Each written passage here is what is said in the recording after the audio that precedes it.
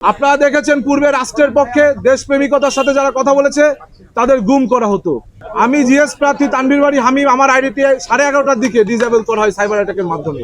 বিবি প্রার্থী আবিদুল ইসলাম খানের আইডিটি সাইবার অ্যাটাকের মাধ্যমে সকাল 9:30টায় ডিসেবল করে দেওয়া হয়।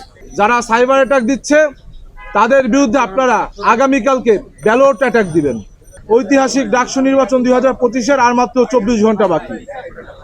এই সময় এসেও বিভিন্ন অভিযোগ নিয়ে প্রেস ব্রিফিং করা আমাদের জন্য অত্যন্ত কষ্টকর।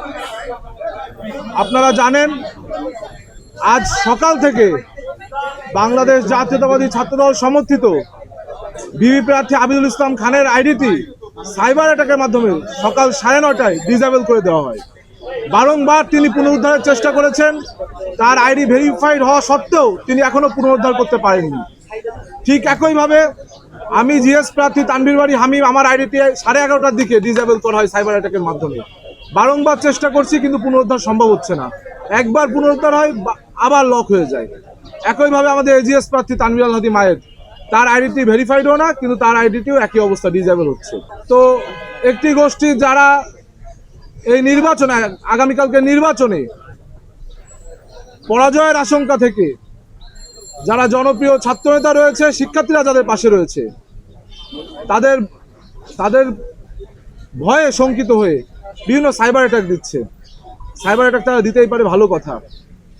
আমি আপনাদের মাধ্যমে ঢাকা বিশ্ববিদ্যালয়ের শিক্ষার্থীদের আহ্বান জানাবো, যারা সাইবার অ্যাটাক দিচ্ছে তাদের বিরুদ্ধে আপনারা আগামীকালকে ব্যালট অ্যাটাক দিবেন।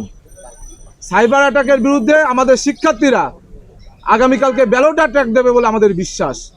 একই সাথে আমি শিক্ষার্থীদের দৃষ্টি আকর্ষণ করে বলতে চাই, আজকে শিক্ষার্থীদের প্রতিনিধি হিসেবে আমিত ভাই, আমার বা মায়েদের আইডি ডিসেবল করা হয়েছে। আগামীকালকে ওই প্রতিক্রিয়াশীল গোষ্ঠী, এই যারা সাইবার অ্যাটাকের সাথে জড়িত, তারা যদি কোনোভাবে বাই ফল্ট ইলেক্টেড হয়, তাহলে এই ঢাকা বিশ্ববিদ্যালয়ের 40,000 শিক্ষার্থীর আইডি কিন্তু তারা ডিসেবল করে দিবে। আপনারা দেখেছেন পূর্বে রাষ্ট্রের পক্ষে দেশপ্রেমিকতার সাথে যারা কথা বলেছে তাদের গুম করা হতো। আর এখন যারা দেশপ্রেমিকতার পক্ষে কথা বলে, দেশের পক্ষে কথা বলে, তাদের সামাজিক যোগাযোগ মাধ্যমগুলো বিভিন্ন সাইবার অ্যাটাকের মাধ্যমে বন্ধ করে দেওয়া হচ্ছে। এই শিক্ষার্থী যারা গত 17 বছর আওয়ামী ছাত্রলীগের সাথে মিলেমিশে একাকার ছিল, তাদের মাধ্যমে এখন চর্চা হচ্ছে বলে আমাদের বিশ্বাস।